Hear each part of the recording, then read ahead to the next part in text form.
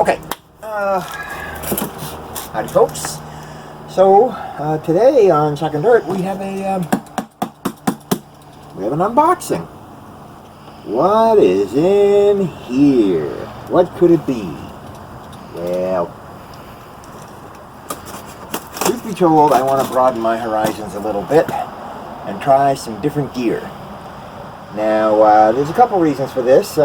There's definitely some things that I am not liking about the AT Max. It's a good machine. It is a good machine, but there are some things about it that bug me. Some things that I miss from the AT Pro. But I really want to branch out and learn some different kinds of gear. One of the reasons for this is even machines that are essentially the same type, just using two different machines over the same patch of ground will reveal different targets. It's a very, very common experience for people to, take a machine of one variety, go over a patch of ground, find all the targets they can find, and then when they switch to a machine of a different variety, it's like a whole new field again. There's all new targets. So, I don't know if you remember the episode Silver for Supper, that little tiny square field where I found my very first Walking Liberty half was a field I had already hunted out with the AT Pro. Switching to the AT Max made it like a whole new field. So my hope is that by trying another machine of a different variety, I could return to that field and it would be like a whole new field again, maybe. Now I do have a big hunt slated for tomorrow, but I won't be taking this with me because I need to learn how to use this machine, and it's significantly more complicated than the AT Max. It is not a Garrett. Now, you guys know I do love Garretts, but this machine has an excellent reputation, and I really want to give it a try. So, without further ado, let us reveal what is to be revealed. Alright, so we have, first of all, we have this lovely bit of Calico kit. Looks like it might be a fines bag or a backpack. That might be a fines bag. It looks like we have a digger, which I probably don't need, and a few other random Calico things. I did purchase this detector from Calico. I do recommend Calico for detector purchases. But the unit itself is a Mine Lab. It is the Mine Lab Equinox 800, affectionately known as the Nox 800. Alright, let me just check the packing slip. Okay, now I did order an extra coil with this unit. It's in here. When I first started using my Garrett, even my AT Pro, I used the stock 9x11 coil on there for several months. Finally got a 5x8 coil and realized I never wanted to touch a 9x11 coil again, because I love me some separation, and a smaller coil gives you separation. So this unit does come with a sort of a standard 11-inch coil, and I wanted a small coil. So that's what this is. This is going to be the smaller Mine Lab coil. Here it is. This is the 6-inch search coil, which I will probably be putting on this unit almost immediately so that I can have me some separation. This is really, it feels very, very tiny. The Garrett double D coils are much longer than they are wide. This one's almost a 6-inch circle. You can see that it is a double D coil, right? But the two sides of the D sort of overlap. See that? Here's one D and the other D is underneath. It's kind of a little different. It makes the double D coil look almost like a circle. So there's that. Alright. Now it's off to the main event. On Sunday. Alright, let's open the box. Let's open the box. Wait. Is there anybody we know on here? Okay, no YouTube personalities on here. Okay, let's open the box. Wow. Look at that. There's that big coil. That's the standard Equinox double D coil. Again, it looks almost circular because the two Ds sort of overlap. That's cool. Seems like the coil cover's already on, so that's nice. They put the coil cover right on for you. Came with the coil cover. Protect la coil. Alright, so there's your coil. You got your instruction booklets, your getting started guide, available in English and of course Russian, because if I understand correctly, Minelab is a Russian-based company. That's why whenever you see ads for new Minelabs, they seem to be in Russian first. I'm sure I'm imagining it, but the inside of this box smells like maple syrup to me. I'm probably imagining it. Maybe it's just because it's so sweet. Alright. And we got our battery charging recommendations. So the Minelab doesn't take your AA batteries, you recharge it. You plug it into something and charge it up. Comes with a charger, so I'll be charging it up tonight so that when I do get a chance to use it, it'll be ready to go. Alright, so here we have the body and shaft.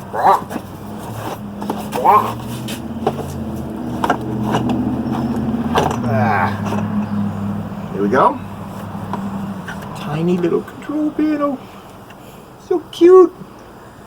It's hard to believe with a little box this size that you would have something that's way more complicated than an AT, but it is way more complicated than an AT. So I'm definitely going to enjoy trying this puppy out.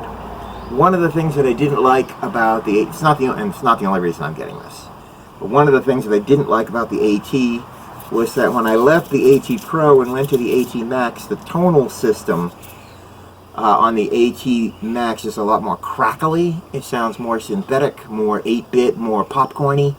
I really miss the nice fluty melodic tones of the AT Pro. This is one of those fluty machines. It doesn't give you sharp, harsh tones. It gives you sort of fluty tones. One of the other things I'm really excited about with this machine is the ability to change volume levels on different tonal ranges. So, like when you're using your AT Max or even your AT Pro, and you're using it in a really old piece of ground like colonial ground that's going to be choked with iron, you're going to have your iron audio switched on all the time because you have to pick out those tiny little peeps, and that iron audio is just loud, and listening to it for hours in your ears, it just becomes mind-numbing. So with this machine, you can leave the iron audio on, but say, hey, if it's iron, please play it at volume level 1. And if it's anything else, play it at volume level 5.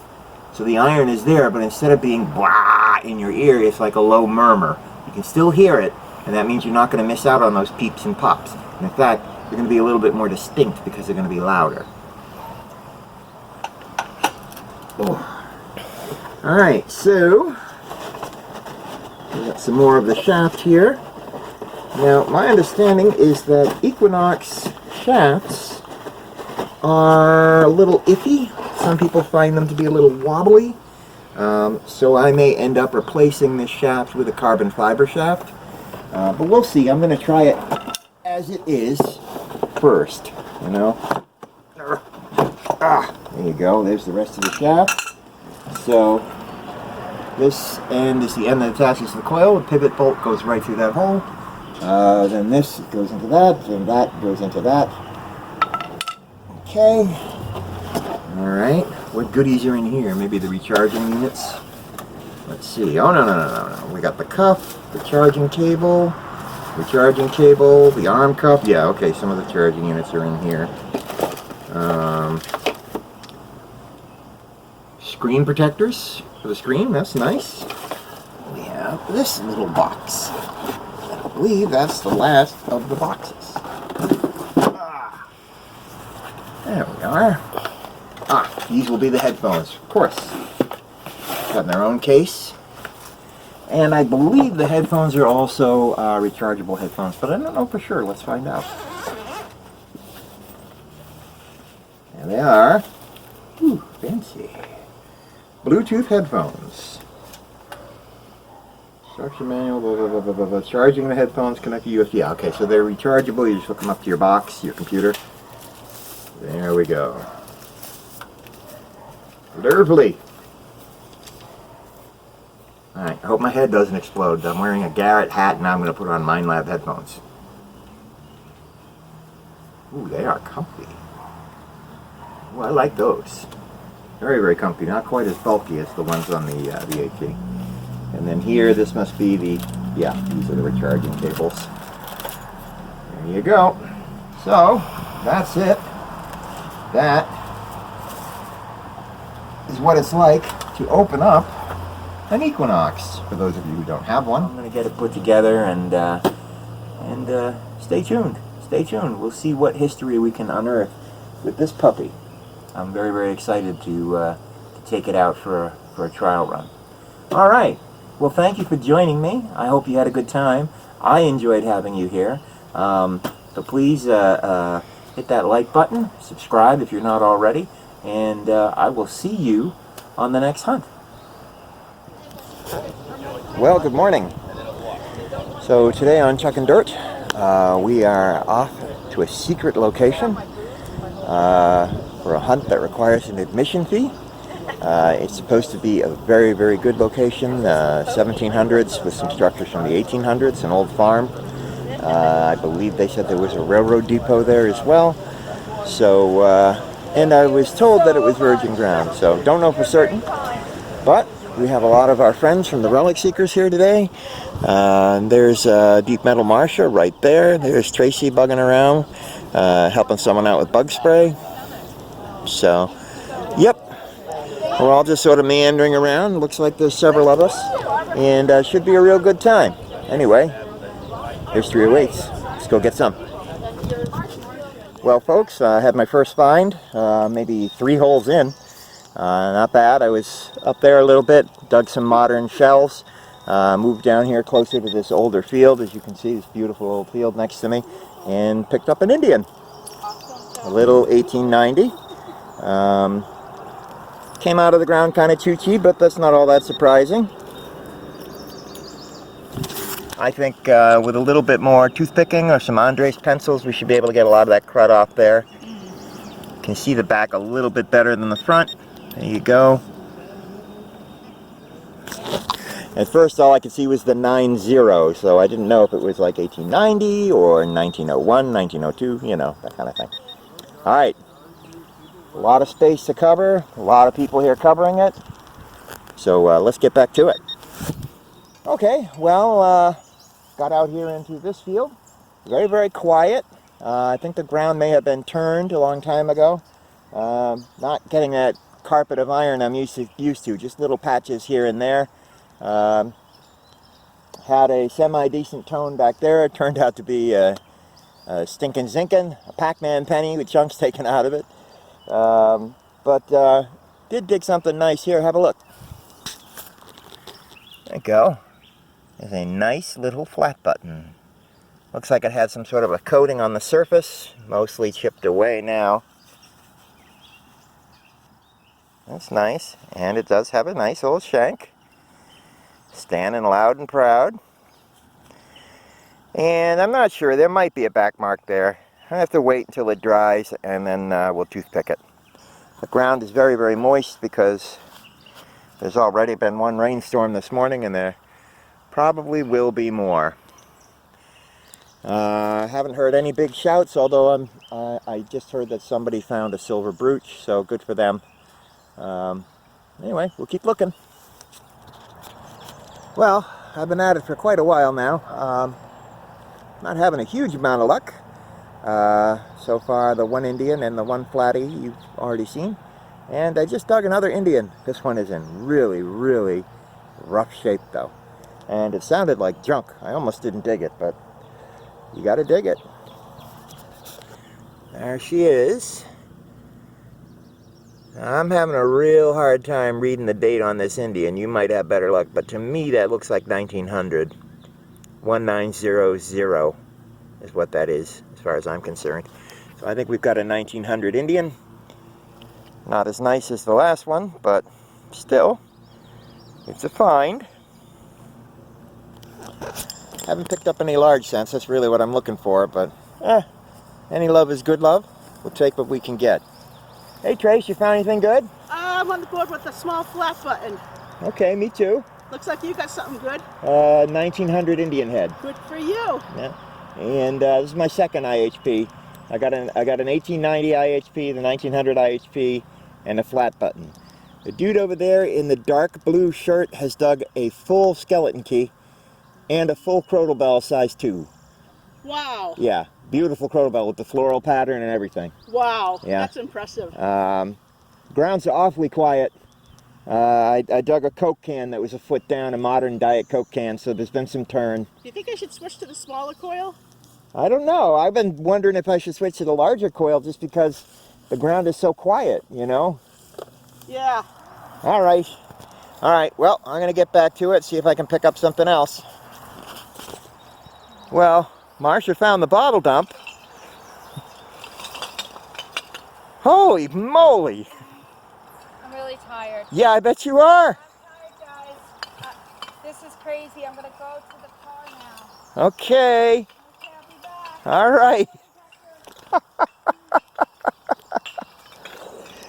Anyway, some of us are doing some detecting. I got a musket ball here. Looks like probably a 60 cal. Nice little musket ball. Chunk of lead. Not exceptionally exciting, but it is a find and it is old, so I'll take it. So the score for the day is 2 Indian head pennies and 1 flat button and 1 musket ball. Yeah, and Tracy just dug a little general service button. We're not sure from what war. Could be World War I, World War II. Little tiny one, like a cuff button or a shirt button. Anyway, pretty cool stuff. Let's patch this up and see what else we can find.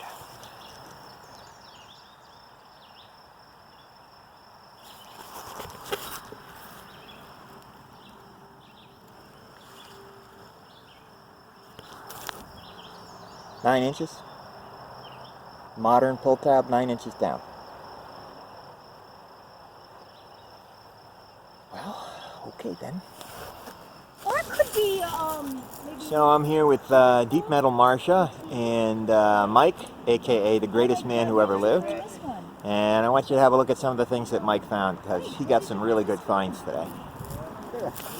Check that out. Oh my word. How many is it? 5? 4 skeleton keys and a beautiful silver-plated baby spoon. I just came across something else. That is amazing. Can you hold that? Yeah. There it is. Awesome, Mike. Ooh, a little This is really locket. interesting too. This must have been appended on maybe. Oh, look at all the keys you got. Isn't that awesome? Oh, I got one. So I got one just like that. I think one of these. Yeah, you did, Like yeah. that? Yeah, I found out there. Yeah, so 5 keys in total have been recovered today, but most Were of them they here. in the same area, Mike? Within about a 10-15 radius. No. See, I think all those were probably originally on one key ring, That's what I'm thinking. Yeah. and then they This fell. got hit by a lawnmower or something, the key ring got broke or And whatever. Look at the cute little spoon. That's great. That is great. Nice job, brother. Nice Well job. done, Mike. Nice meeting you guys. Yes, Well you done, too. Mike. There's Deep Metal Marcia. Whoops. Whoa. Oh, get the Oh yeah, let's see the. If you're metal detecting behind me, give up. I found it all. Yeah. You know what? I It's believe it, Mike. I true. believe it, Mike. It's true. It's true. This guy, it's true. The greatest man that ever lived, right there. Greatest man that ever lived. Wow. Amen. All right. Well, thanks, Mike. Thank you. Well, folks, it's been a long day. Very, very challenging, hard hunt. The finds were very, very spare. We had about 20 detectorists roaming this property. No one found a large copper. No one found a silver. I don't think anyone found a significant coin of any size, even clad. I think the oldest coin was found by me, and that was the 1890 Indian head penny. But Mikey, I think, stole the show with his 6 skeleton keys. very cool. Mikey over there. Mike 6 key. 6 key. 6 key Mike. Yeah. So, whew. Woo. Marcia found a bazillion bottles. Oh, and we need A railroad spike. Yay! Big old spike. Big old spike. Whew. Alright, I'm beat. I gotta get out of here. So let's wrap this up real quick. So these are my finds for the day. We got a couple Indian heads, 1900 and an 1890. We got this little flatty. I don't think it's a tomback. I'm pretty sure there is a back mark. We got this lead ball, musket ball, couple modern pennies, copper, zinc. I like that, whatever that is. One of those. One of those. We got this bronze, Oh, that's really cool. brass tack buckle. It's actually got some writing on it, something bronze. That is awesome. I'll clean that up later and get a closer look at it. We got a little Ford hubcap. Oh, that's cool. That was a good 6 inches down, and this big old iron, looks like a D buckle or a square buckle. Yep. Heavily corroded. We'll tumble that, get the like crap off of it. You like the brass one? Yeah, I like this too. The little flatty? Yeah, the flat. Exhausted. We're tired. We're very tired. Tired. I can't move. So, yeah, so I'm ready to hit the road, hit a burger joint, stuff my face with a whole bunch of stuff I shouldn't eat. And now I shall sin. Glorious, delicious sin. Ooh. We had a little rain, but the thunder never came. So, We were very lucky. yeah, we were lucky in that regard. So, anyway, I had fun. I had fun. I'm exhausted. I hope you had fun. I'm really glad you came along with us, me Yes. and Marcia and Tracy. Mike and Tracy, the whole gang, all the Relic Seekers. Good time was had by all. So I will see you on the next hunt. Say goodbye, Marcia. Goodbye. Alrighty, man.